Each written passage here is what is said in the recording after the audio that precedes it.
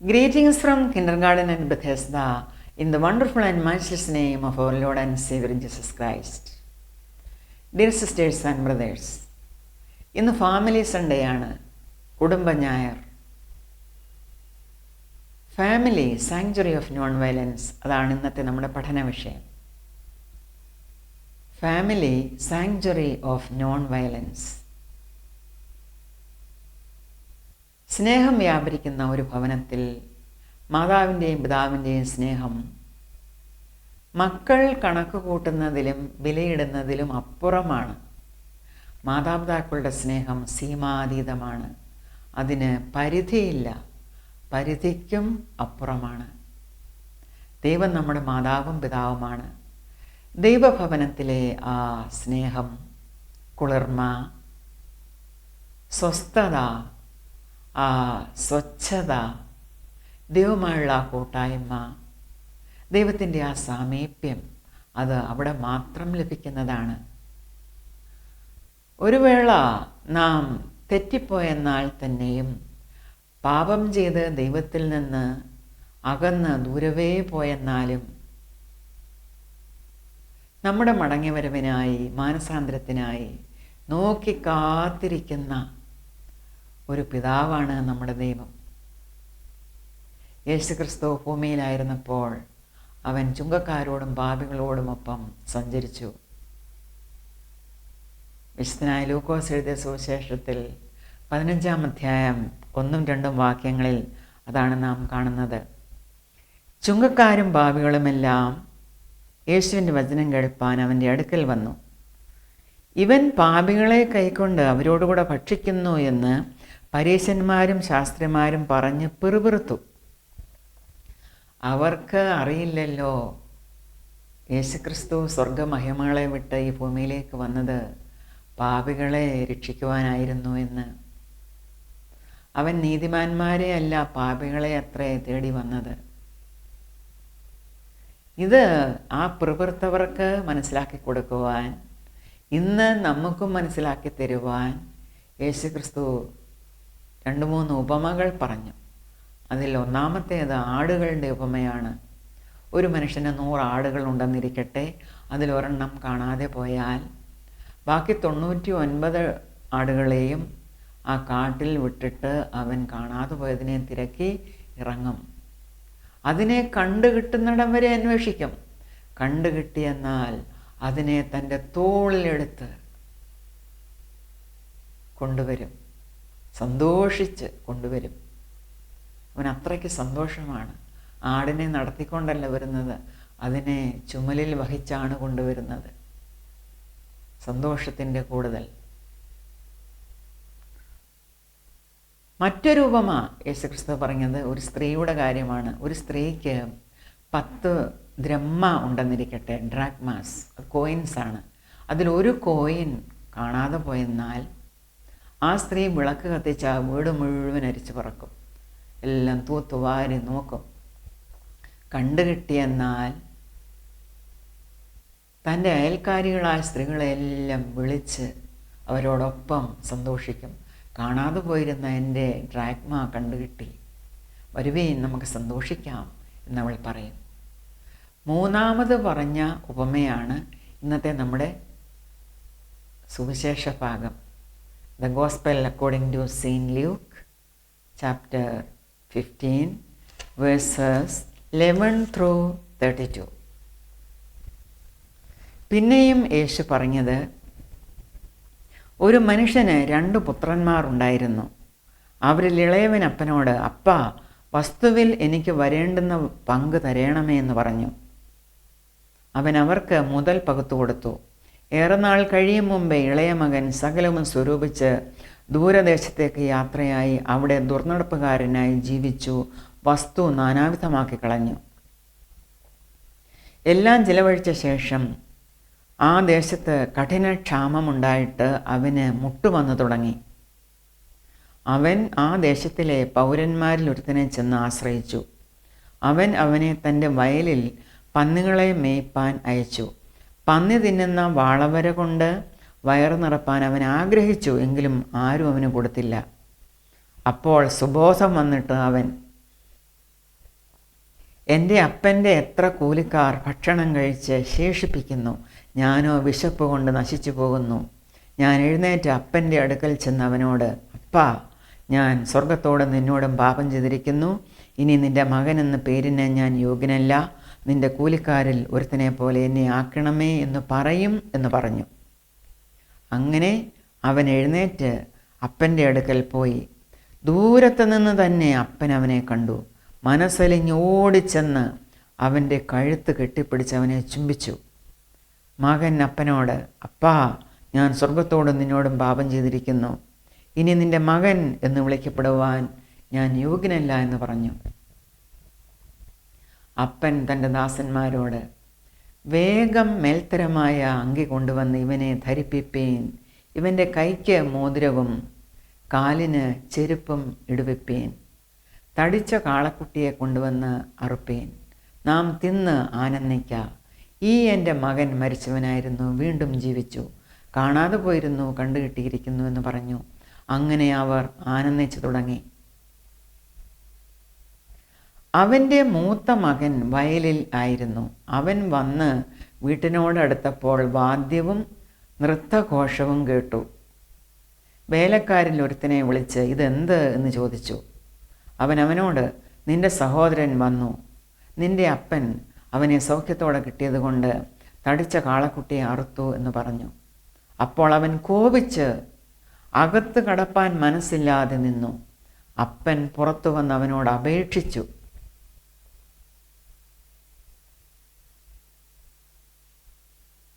അവൻ അപ്പനോട്, ഇത്ര കാലമായി ഞാൻ നിന്നെ സേവിക്കുന്നു. നിന്റെ കൽപ്പന ഒരിക്കലും ലംഘിച്ചിട്ടില്ല. എന്നാൽ എൻ്റെ ചങ്ങാതികളുമായി ആനന്ദിക്കേണ്ടതിന് നീ ഒരിക്കലും എനിക്ക് ഒരു ആട്ടിൻകുട്ടിയെപ്പോലും തന്നിട്ടില്ല. വേശ്യമാരോടുകൂടെ നിന്റെ മുതൽ തിന്നുകളഞ്ഞ ഈ നിന്റെ മകൻ വന്നപ്പോഴേക്കോ തടിച്ച കാളക്കുട്ടി അവന് വേണ്ടി അറുത്തുവല്ലോ എന്ന് പറഞ്ഞു.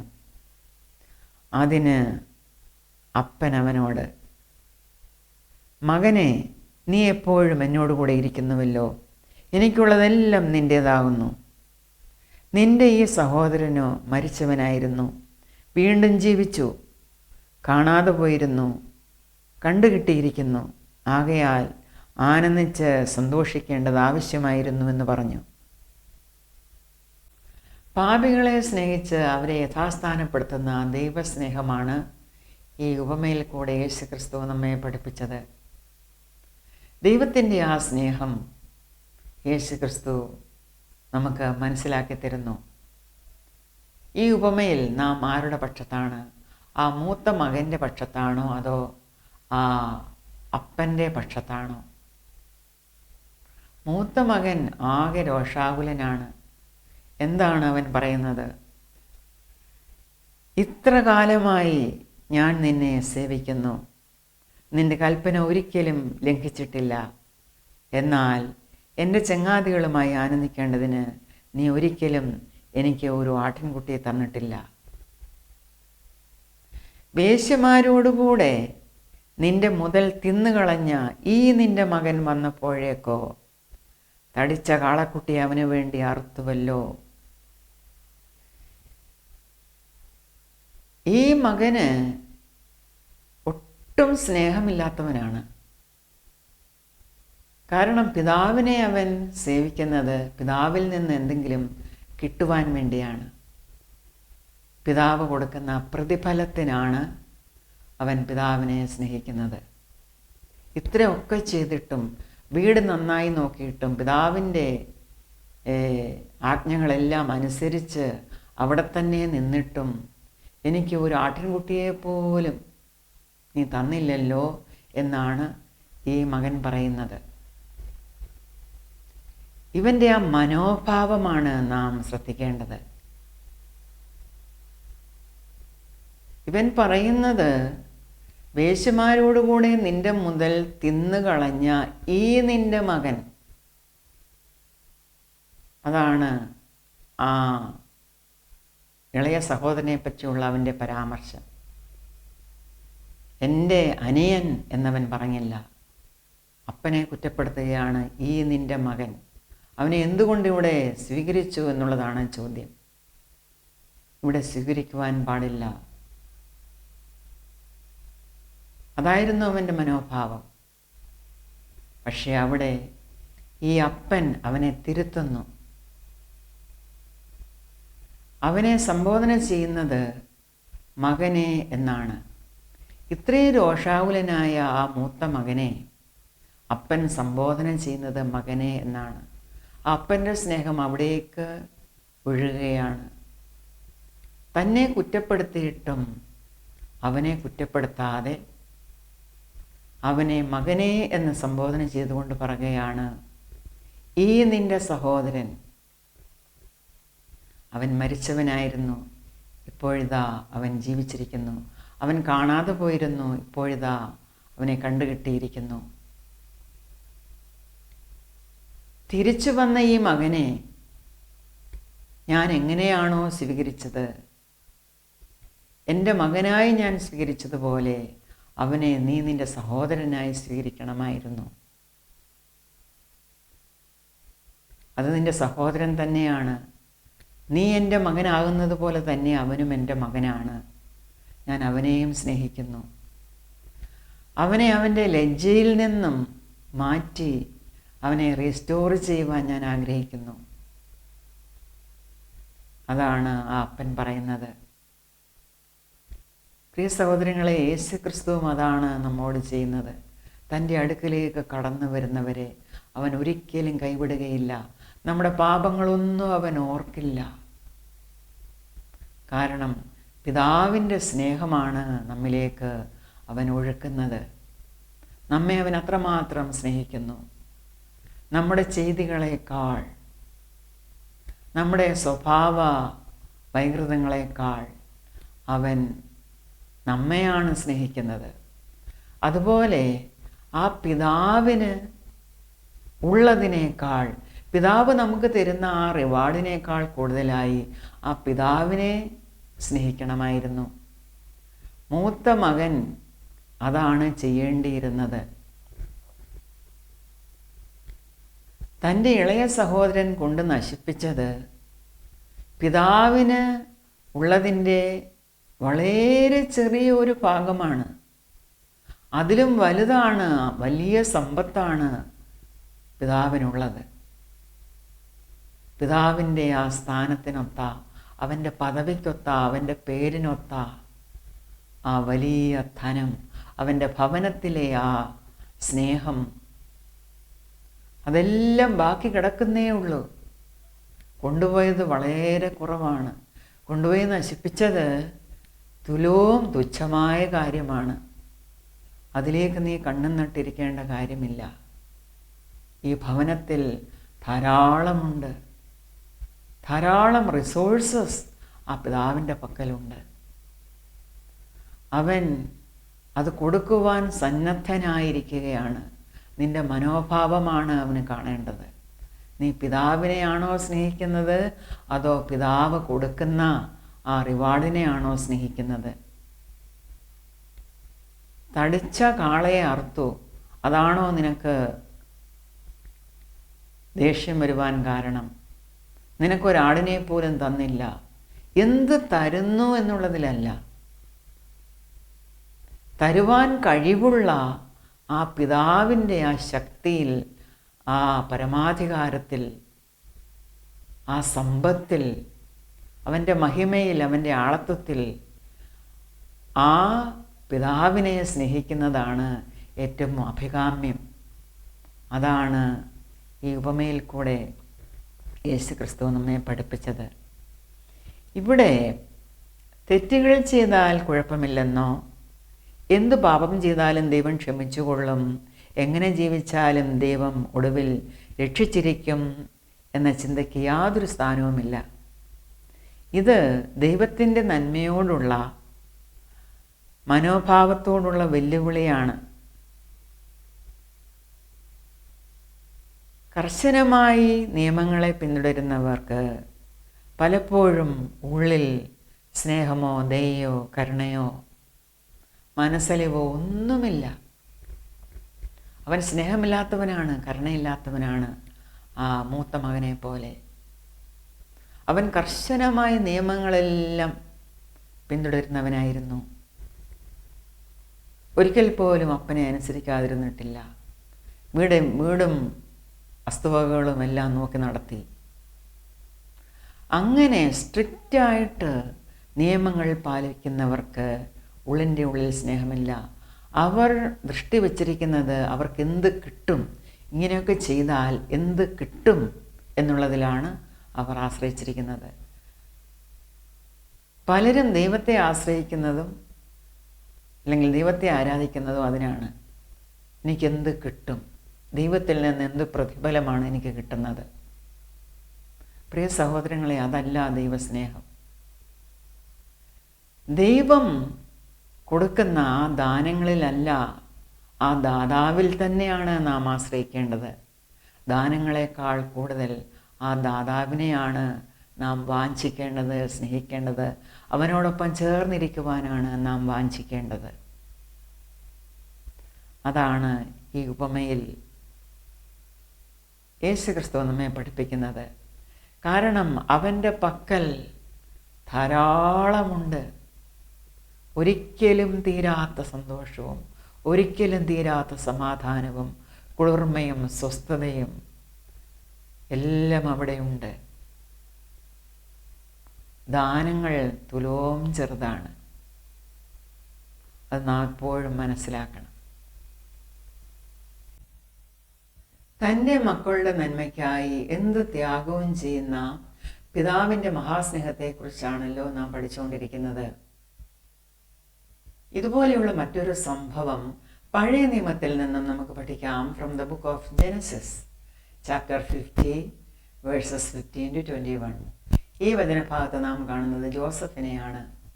പൂർവ്വപിതാവായ യാക്കോബിൻ്റെ 12 മക്കളിൽ ഒരുവനായ ജോസഫ്.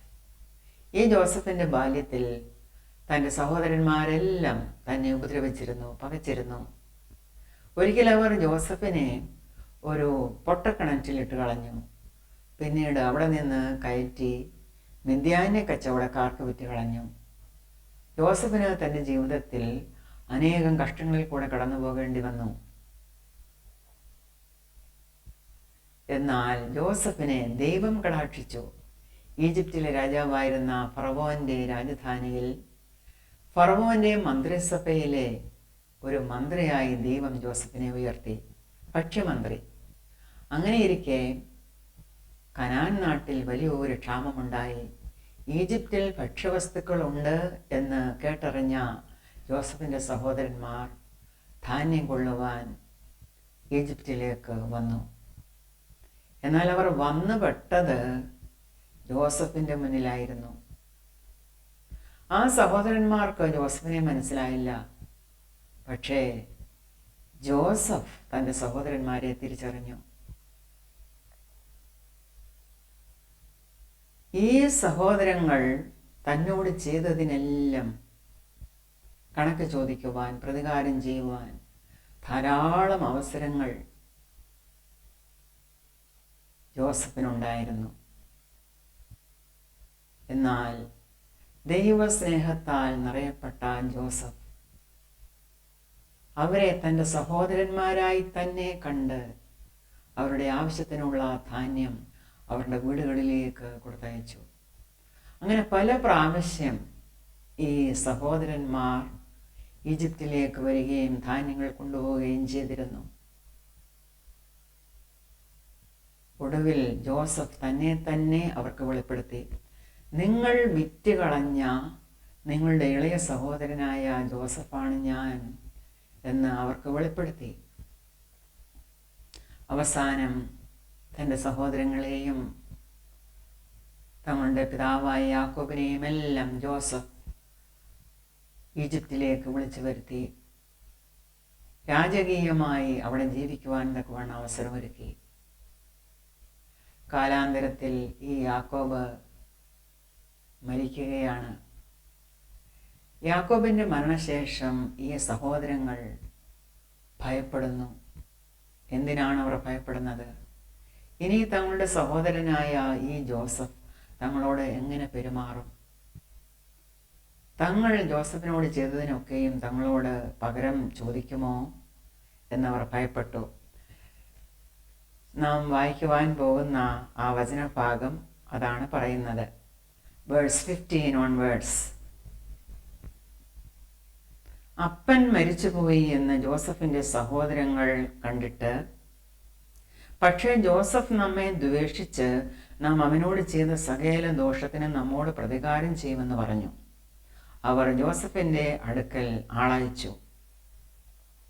അപ്പൻ മരിക്കും മുമ്പേ, നിന്റെ സഹോദരന്മാർ നിന്നോട് ദോഷം ചെയ്തു, അവർ ചെയ്ത അതിക്രമവും പാപവും നീ ക്ഷമിക്കണം എന്ന് ജോസഫിനോട് പറവീൻ എന്ന് കൽപ്പിച്ചിരിക്കുന്നു. ആകയാൽ അപ്പൻ്റെ ദൈവത്തിൻ്റെ ദാസന്മാരുടെ ദ്രോഹം ക്ഷമിക്കണമേ എന്ന് പറയിച്ചു. നേരെ ചോദിക്കാതെ ആള് വിട്ട് ജോസഫിനോട് പറയിക്കുകയാണ്. ഇങ്ങനെ അപ്പൻ പറഞ്ഞിട്ടുണ്ട്. എന്താണ് അപ്പൻ പറഞ്ഞു വച്ചിരുന്നത്? നിന്റെ സഹോദരന്മാർ നിന്നോട് ദോഷം ചെയ്തു, സത്യം. അവർ ചെയ്ത അതിക്രമവും പാപവും നീ അവരോട് ക്ഷമിക്കണം. ആകയാൽ അപ്പൻ്റെ ദൈവത്തിൻ്റെ ദാസന്മാരുടെ ദ്രോഹം ക്ഷമിക്കണമേ. അപ്പൻ്റെ കെയർ ഓഫിലാണ് ഈ സംസാരിക്കുന്നത്. അവർ അത്രമാത്രം ഭയന്നിരിക്കുകയാണ്. അവർ ജോസഫിനോട് സംസാരിക്കുമ്പോൾ അവൻ കരഞ്ഞു. അവൻ്റെ സഹോദരന്മാർ ചെന്ന് അവൻ്റെ മുമ്പാകെ വീണു. ഇതാ, ഞങ്ങൾ നിനക്ക് അടിമകൾ എന്ന് പറഞ്ഞു. ജോസഫ് അവരോട്, നിങ്ങൾ ഭയപ്പെടേണ്ട, ഞാൻ ദൈവത്തിൻ്റെ സ്ഥാനത്തിരിക്കുന്നുവോ? നിങ്ങൾ എൻ്റെ നേരെ ദോഷം വിചാരിച്ചു. ദൈവമോ ഇന്നുള്ളതുപോലെ ബഹുജനത്തിന് ജീവരക്ഷ വരുത്തേണ്ടതിന് അതിനെ ഗുണമാക്കി തീർത്തു. ആകയാൽ നിങ്ങൾ ഭയപ്പെടേണ്ട, ഞാൻ നിങ്ങളെയും നിങ്ങളുടെ കുഞ്ഞു കുട്ടികളെയും പോറ്റി രക്ഷിക്കുമെന്ന് പറഞ്ഞ് അവരെ ആശ്വസിപ്പിച്ച് ധൈര്യപ്പെടുത്തി. ജോസഫ് ആകെ ഭയന്നുപോയ ആ സഹോദരങ്ങളെ ആശ്വസിപ്പിക്കുന്നതാണ് നാം ഇവിടെ കാണുന്നത്. അവരെ ആശ്വസിപ്പിച്ച് ധൈര്യപ്പെടുത്തി. നിങ്ങൾ ഭയപ്പെടേണ്ട, ഞാൻ ആരാണ്? ഞാൻ ദൈവത്തിൻ്റെ സ്ഥാനത്താണോ ഇരിക്കുന്നത്? നിങ്ങൾ ഭയപ്പെടാതെ ഇരിക്കുക. നിങ്ങൾ എൻ്റെ നേരെ ദോഷം വിചാരിച്ചു, അത് എനിക്കും അറിയാം. പക്ഷേ ദൈവമോ ഇന്നുള്ളതുപോലെ ബഹുജനത്തിന് ജീവരക്ഷ വരുത്തേണ്ടതിന് അതിനെ ഗുണമാക്കി തീർത്തു. ദൈവത്തെ ഭയപ്പെടുന്നവനായ ഈ ജോസഫ് പറയുന്നത് ദൈവമാണ് ഈ പ്രവൃത്തി ചെയ്തത് എന്നാണ്. നിങ്ങൾ ദോഷം വിചാരിച്ചു എങ്കിലും ദൈവം അതിനെ ഗുണമാക്കി തീർത്തു. നിങ്ങൾക്കെല്ലാം രക്ഷ വരുത്തുവാൻ തക്കവണ്ണം എന്നെ മുന്നമേ ഈ സ്ഥാനത്തേക്ക് ദൈവമാണ് അയച്ചത്. നിങ്ങൾ ഭയപ്പെടേണ്ട. ഇങ്ങനെ പറഞ്ഞാണ് ജോസഫ് അവരെ ആശ്വസിപ്പിച്ച് ധൈര്യപ്പെടുത്തിയത്. ഇവിടെ ജോസഫ് കരയുന്നതായി നാം കാണുന്നു. അപ്പൻ ഇങ്ങനെയൊക്കെയും പറഞ്ഞിട്ടുണ്ട് എന്ന് പറഞ്ഞത് കേട്ടപ്പോൾ ഇത് അപ്പൻ പറഞ്ഞതാണോ അതോ അവർ സ്വയം കയ്യിൽ നിന്നിട്ട് പറഞ്ഞതാണോ എന്നറിയില്ല. എന്താണെങ്കിലും ഒരു ഏറ്റുപറച്ചിലാണ്. ഈ ഏറ്റുപറച്ചിൽ കേൾക്കുവാൻ ജോസഫിന് കരുത്തില്ലായിരുന്നു. തൻ്റെ സഹോദരന്മാർ തന്നോട് കെഞ്ചുന്നത് തനിക്ക് സഹിക്കുവാൻ കഴിഞ്ഞില്ല. അവൻ കരഞ്ഞു. കാരണം അവനിലുള്ള ആ ദൈവസ്നേഹം അത് അവൻ്റെ സഹോദരന്മാരോട് സഹോദര സ്നേഹമായി അവൻ പ്രദർശിപ്പിച്ചു. ആ സഹോദര സ്നേഹം ഈ ഏറ്റുപറച്ചിലിനെ ഓവർടേക്ക് ചെയ്തു. അവനതൊന്നും കേൾക്കണ്ട. അവനവരെ സ്നേഹിച്ചാൽ മാത്രം മതി. സഹോദരന്മാരെ അവന് തിരിച്ചു കിട്ടിയല്ലോ, അതായിരുന്നു അവൻ്റെ സന്തോഷം. അത് മാത്രമാണ് അവന് വേണ്ടത്. അവിടെ അക്രമത്തിന് സ്ഥാനമില്ല, വയലൻസിന് അവിടെ സ്ഥാനമില്ല.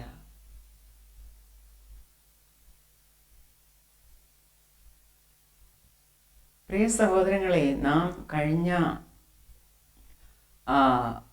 ചാപ്റ്ററിൽ പഠിച്ചതുപോലെ യേശു പറഞ്ഞ ആ ഉപമയിൽ ആ വീട് വിട്ട് ഇറങ്ങിപ്പോയ ഇളയ മകൻ തനിക്ക് സുബോധം വന്നിട്ട് തിരികെ വീട്ടിലേക്ക് വരുവാൻ ഭാവിക്കുമ്പോൾ അവൻ ഉള്ളിൽ വിചാരിക്കുകയാണ്, അവിടെ ചെന്ന് ഇങ്ങനെയൊക്കെ പറയണം അപ്പനോട്.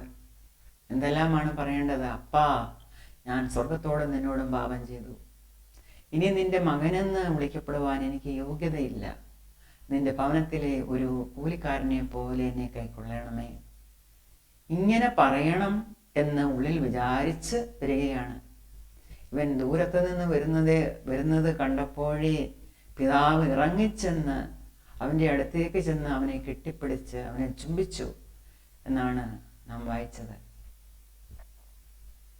എന്നിട്ടും അവൻ പറയാൻ തുടങ്ങി, അപ്പാ, ഞാൻ സ്വർഗത്തോട് നിന്നോടും പാപം ചെയ്തു, നിന്റെ മകനെന്ന് വിളിക്കപ്പെടുവാൻ എനിക്ക് യോഗ്യതയില്ല. ഇതൊന്നും ആ പിതാവ് ഗൗനിച്ചില്ല. ഏറ്റുപറച്ചിൽ പിതാവിനെ കേൾക്കേണ്ട, അവന് സ്നേഹം മാത്രമേ ഉള്ളൂ. അവൻ്റെ സ്നേഹം തൻ്റെ മകൻ്റെ ഏറ്റുപറച്ചിലിനെ ഓവർടേക്ക് ചെയ്തു. പെട്ടെന്ന് ആ അപ്പൻ തൻ്റെ ദാസന്മാരോട് പറയുകയാണ്, നിങ്ങൾ മേൽത്തരമായ അങ്കി കൊണ്ടുവരുവീൻ, ഇവനെ ഇടുവിക്കുവീൻ, ഇവൻ്റെ കൈക്ക് മോതിരവും കാലിന് ചെരുപ്പും ഇടുവിക്കുവീൻ.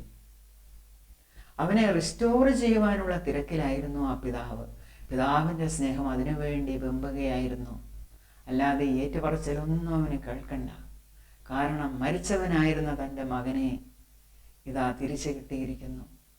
അതിനാൽ അവർക്കിനി സന്തോഷിക്കുകയാണ് വേണ്ടത്. എല്ലാവരോടെ ചേർന്ന് ആഘോഷിക്കുവാനാണ് ആ അവസരം ആ പിതാവ് എടുത്തത്. ഇതാണ് സഹോദരങ്ങളെ പിതാവിൻ്റെ സ്നേഹം. നമ്മുടെ അനേകമായ പാപങ്ങളെ ദൈവം ക്ഷമിക്കും.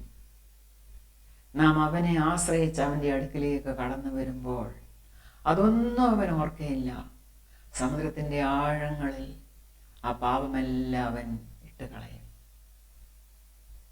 ഈ വചനഭാഗം അതാണ് നമ്മെ പഠിപ്പിക്കുന്നത്. ഇത്ര വലിയ സ്നേഹത്തിൽ നിന്ന് ആർക്കാണ് അകന്നു പോകുവാൻ കഴിയുക? ആരെങ്കിലും ഈ ദൈവത്തിൻ്റെ സ്നേഹത്തിലേക്ക് ഇതുവരെ കടന്നു വന്നിട്ടില്ല എങ്കിൽ, ഈ ദൈവസ്നേഹത്തെപ്പറ്റി അറിഞ്ഞിട്ടില്ല എങ്കിൽ, ഇത് നിങ്ങൾക്കുള്ള അവസരമാണ്. നിങ്ങളെ അവൻ വിളിക്കുകയാണ്. നിങ്ങളുടെ പാപമൊന്നും അവൻ ഓർക്കയില്ല. കടന്നു വരിക. നിങ്ങളുടെ മടങ്ങി വരവിന് വേണ്ടി, അതിനു വേണ്ടിയാണ് ആ പിതാവാം ദൈവം കാത്തിരിക്കുന്നത്. ദൈവത്തിൽ നിന്ന് തനിക്ക് ലഭിച്ച സകല നന്മകളെയും ഓർത്ത് ദൈവകൃപയുടെ ആധിക്യത്തിനായി ദൈവത്തിന് നന്ദി കരേറ്റുന്ന ദാവീദിൻ്റെ ഒരു സങ്കീർത്തനമാണ് തുടർന്ന് നാം പഠിക്കുവാൻ പോകുന്നത്. 103-ാം സങ്കീർത്തനം, സാം 103. എൻ മനമേ യഹോവയെ വാഴ്ത്തുക, എൻ്റെ സർവാന്തരംഗവുമേ അവൻ്റെ വിശുദ്ധനാമത്തെ വാഴ്ത്തുക. എൻ മനമേ യഹോവയെ വാഴ്ത്തുക, അവൻ്റെ ഉപകാരങ്ങൾ ഒന്നും മറക്കരുത്. അവൻ നിൻ്റെ അകൃത്യമൊക്കെയും മോചിക്കുന്നു, നിൻ്റെ സകല രോഗങ്ങളെയും സൗഖ്യമാക്കുന്നു. അവൻ നിൻ്റെ ജീവനെ നാശത്തിൽ നിന്ന് വീണ്ടെടുക്കുന്നു. അവൻ ദയയും കരുണയും നിന്നെ അണിയിക്കുന്നു. നിന്റെ യൗവനം കഴുകനെ പോലെ പുതുകി വരത്തക്കവണ്ണം അവൻ നിന്റെ വായ്ക്ക് നന്മ കൊണ്ട് തൃപ്തി വരുത്തുന്നു. യഹോവ സകല പീഡിതന്മാർക്കും വേണ്ടി നീതിയും ന്യായവും നടത്തുന്നു. അവൻ തൻ്റെ വഴികളെ മോശയെയും തൻ്റെ പ്രവൃത്തികളെ ഇസ്രായേൽ മക്കളെയും അറിയിച്ചു.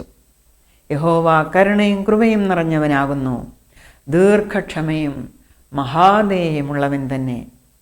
അവൻ എല്ലായ്പ്പോഴും ഭത്സിക്കയില്ല, എന്നേക്കും കോപം സംഗ്രഹിക്കുകയുമില്ല. അവൻ നമ്മുടെ പാപങ്ങൾക്ക് ഒത്തവണ്ണം നമ്മോട് ചെയ്യുന്നില്ല, നമ്മുടെ അകൃത്യങ്ങൾക്ക് ഒത്തവണ്ണം നമ്മോട് പകരം ചെയ്യുന്നതുമില്ല. ആകാശം ഭൂമിക്ക് മീതെ ഉയർന്നിരിക്കുന്നത് പോലെ അവൻ്റെ ദയ അവൻ്റെ ഭക്തന്മാരോട് വലുതായിരിക്കുന്നു. ഉദയം അസ്തമയത്തോട് അകന്നിരിക്കുന്നത് പോലെ അവൻ നമ്മുടെ ലംഘനങ്ങളെ നമ്മോട് അകറ്റിയിരിക്കുന്നു. അപ്പന് മക്കളോട് കരുണ തോന്നുന്നത് പോലെ യഹോവയ്ക്ക് തൻ്റെ ഭക്തന്മാരോട് കരുണ തോന്നുന്നു. അവൻ നമ്മുടെ പ്രകൃതി അറിയുന്നുവല്ലോ. നാം പൊടി എന്നവൻ ഓർക്കുന്നു. മനുഷ്യൻ്റെ ആയുസ് പുല്ലുപോലെയാകുന്നു, വയലിലെ പൂ പോലെ അവൻ പൂക്കുന്നു. കാറ്റ് അതിന്മേലടിക്കുമ്പോൾ അതില്ലാതെ പോകുന്നു, അതിൻ്റെ സ്ഥലം പിന്നെ അതിനെ അറിയുകയുമില്ല. യഹോവയുടെ ദയയോ എന്നുമെന്നേക്കും അവൻ്റെ ഭക്തന്മാർക്കും അവൻ്റെ നീതി മക്കളുടെ മക്കൾക്കും ഉണ്ടാകും. അവൻ്റെ നിയമത്തെ പ്രമാണിക്കുന്നവർക്കും അവൻ്റെ കൽപ്പനകളെ ഓർത്ത് ആചരിക്കുന്നവർക്കും തന്നെ. യഹോവ തൻ്റെ സിംഹാസനത്തെ സ്വർഗത്തിൽ സ്ഥാപിച്ചിരിക്കുന്നു, അവൻ്റെ രാജ്യത്വം സകലത്തെയും ഭരിക്കുന്നു. അവൻ്റെ വചനത്തിൻ്റെ ശബ്ദം കേട്ട് അവൻ്റെ ആജ്ഞ അനുസരിക്കുന്ന വീരന്മാരായി അവൻ്റെ ദൂതന്മാരായുള്ളവരെ യഹോവയെ വാഴ്ത്തുവേൻ. അവൻ്റെ ഇഷ്ടം ചെയ്യുന്ന ശുശ്രൂഷക്കാരായി അവൻ്റെ സകല സൈന്യങ്ങളുമായുള്ളവരെ യഹോവയെ വാഴ്ത്തുവേൻ. അവൻ്റെ ആധിപത്യത്തിലെ സകല സ്ഥലങ്ങളിലുമുള്ള അവൻ്റെ സകല പ്രവർത്തികളുമേ യഹോവയെ വാഴ്ത്തുവേൻ. എൻ മനമേ യഹോവയെ വാഴ്ത്തുക. ഒരു പിതാവിൻ്റെ സ്നേഹം രുചിച്ചറിഞ്ഞ ദാവീദ് ദൈവത്തിന് പാടുകയാണ്. അപ്പന് മക്കളോട് കരുണ തോന്നുന്നത് പോലെ യഹോവയ്ക്ക് തൻ്റെ ഭക്തന്മാരോട് കരുണ തോന്നുന്നു. അവൻ നമ്മുടെ ലംഘനങ്ങളെ നമ്മോട് അകറ്റിയിരിക്കുന്നു. ഉദയം അസ്തമയത്തോട് അകന്നിരിക്കുന്നത് പോലെ അവൻ നമ്മുടെ ലംഘനങ്ങളെ നമ്മോട് അകറ്റിയിരിക്കുന്നു. ആകാശം ഭൂമിക്ക് മീതെ ഉയർന്നിരിക്കുന്നത് പോലെ യഹോവയുടെ ദയ അവൻ്റെ ഭക്തന്മാരോട് വലുതായിരിക്കുന്നു. അവൻ നമ്മുടെ പ്രകൃതി അറിയുന്നു, നാം പൊടിയാണെന്ന് അവൻ ഓർക്കുന്നു. മനുഷ്യൻ്റെ ആയുസ് പുല്ലുപോലെയാവുന്നു, വയലിലെ പൂ പോലെ അവൻ പൂക്കുന്നു. കാറ്റതിന്മേൽ അടിക്കുമ്പോൾ അതില്ലാതെ പോകുന്നു. ഇത്രമാത്രം ട്രാൻസിയൻ്റായ ഒരു ജീവിതമാണ് തനിക്കുള്ളത് എന്ന് ഈ ദാവീദ് പറയുകയാണ്. പക്ഷേ ദൈവത്തിൻ്റെ ദയയോ അത് നിരന്തരമാണ്. ആ ദയാലാണ് ദൈവം നമ്മെ രക്ഷിച്ചത്. തൻ്റെ മുമ്പിൽ വിശുദ്ധരും നിഷ്കളങ്കരുമായി അവൻ നമ്മെ നിർത്തിയിരിക്കുകയാണ്. ദാവീദിൻ്റെ ഈ സങ്കീർത്തനം എത്രമാത്രം മഹത്തരമാണ്. എപ്പോഴും ദൈവത്തെ വാഴ്ത്തുവാൻ നമ്മുടെ സർവ്വ അന്തരംഗവും യഹോവയെ വാഴ്ത്തുവാൻ തക്കവണ്ണം നാം ഒരുക്കണം. എൻ മനമേ യഹോവയെ വാഴ്ത്തുക, എൻ്റെ സർവ്വ അന്തരംഗവുമേ അവൻ്റെ വിശുദ്ധനാമത്തെ വാഴ്ത്തുക. എൻ മനമേ യഹോവയെ വാഴ്ത്തുക, അവൻ്റെ ഉപകാരങ്ങളൊന്നും മറക്കരുത്. ദൈവത്തിൻ്റെ മഹാകരുണയാലാണ് നമുക്ക് രക്ഷയുണ്ടായത്. യേശു ക്രിസ്തുവിലൂടെ പുതിയ സൃഷ്ടികളായി മാറിയ നാം ഈ ദൈവകരുണയോട് എങ്ങനെ പ്രതികരിക്കണം എന്ന് വിശുദ്ധനായ പൗലോസ് അപ്പോസ്തലൻ നമ്മെ പഠിപ്പിക്കുന്നു.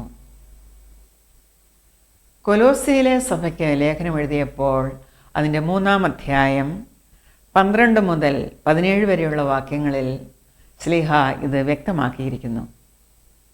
അതുകൊണ്ട് ദൈവത്തിൻ്റെ വ്രതന്മാരും വിശുദ്ധന്മാരും പ്രിയരുമായി മനസ്സലിവ്, ദയ, താഴ്മ, സൗമ്യത, ദീർഘക്ഷമ എന്നിവ ധരിച്ചും കൊണ്ട് അന്യോന്യം പൊറുക്കുകയും ഒരുവനോട് ഒരുവന് വഴക്കുണ്ടായാൽ തമ്മിൽ ക്ഷമിക്കുകയും ചെയ്യുവീൻ. കർത്താവ് നിങ്ങളോട് ക്ഷമിച്ചതുപോലെ നിങ്ങളും ചെയ്യുവീൻ. എല്ലാറ്റിനും മീതെ സമ്പൂർണതയുടെ ബന്ധമായ സ്നേഹം ധരിപ്പീൻ. ക്രിസ്തുവിൻ്റെ സമാധാനം നിങ്ങളുടെ ഹൃദയങ്ങളിൽ വാഴട്ടെ. അതിനല്ലോ നിങ്ങൾ ഏക ശരീരമായി വിളിക്കപ്പെട്ടുമിരിക്കുന്നത്. നന്ദിയുള്ളവരായും ഇരിപ്പീൻ. സങ്കീർത്തനങ്ങളാലും സ്തുതികളാലും ആത്മീക ഗീതങ്ങളാലും തമ്മിൽ പഠിപ്പിച്ചും ബുദ്ധി ഉപദേശിച്ചും നന്ദിയോടെ നിങ്ങളുടെ ഹൃദയങ്ങളിൽ ദൈവത്തിന് പാടിയും ഇങ്ങനെ ക്രിസ്തുവിൻ്റെ വചനം ഐശ്വര്യമായി സകല ജ്ഞാനത്തോടും കൂടെ നിങ്ങളിൽ വസിക്കട്ടെ.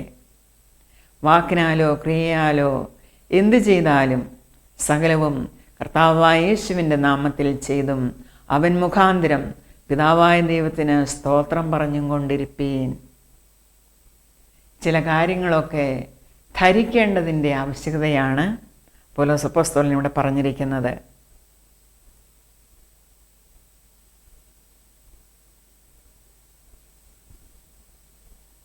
Therefore, as God's chosen people, holy and dearly loved, clothe yourselves with compassion, kindness, humility, gentleness, and patience.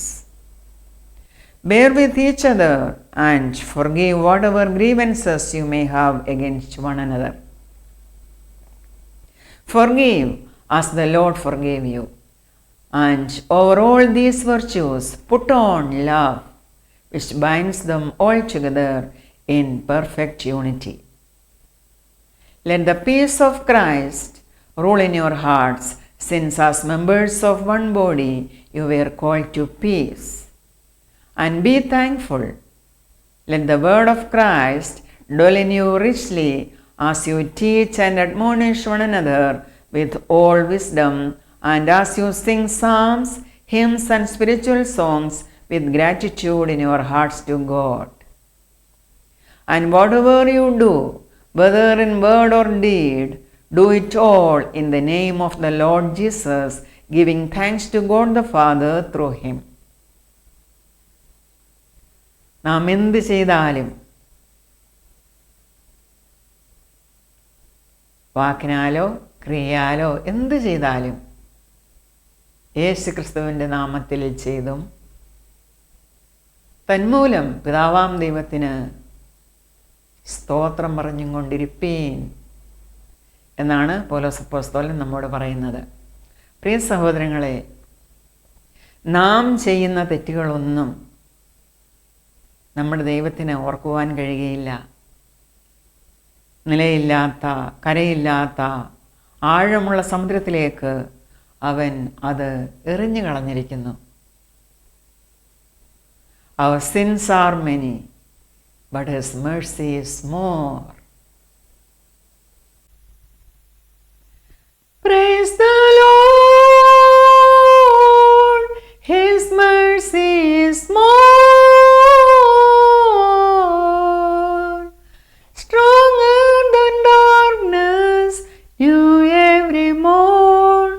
Our sins they are many, his mercy is more. What law could remember no wrongs we have done?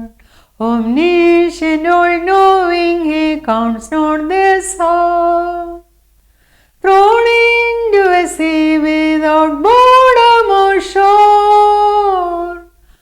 Our sins, they are many, his mercy is more. Praise the Lord, his mercy is more, stronger than darkness, new every morn. Our sins they are many, his mercy is more. What patience would wait as we constantly roam? What Father so tender is calling us home? He welcomes the weak as the vilest, the poor. Our sins they are many, his mercy is more. Praise the Lord, his mercy is more, stronger than darkness, new every morn. Our sins they are many, his mercy is more. What riches of kindness he lavished on us. His blood was the payment, his life was the cost. We stood in the debt we could never afford. Our sins they are many, his mercy is more. Praise the Lord, his mercy is more, stronger than darkness, new every morn. Our sins they are many, his mercy is more. Our sins they are many, his mercy is more.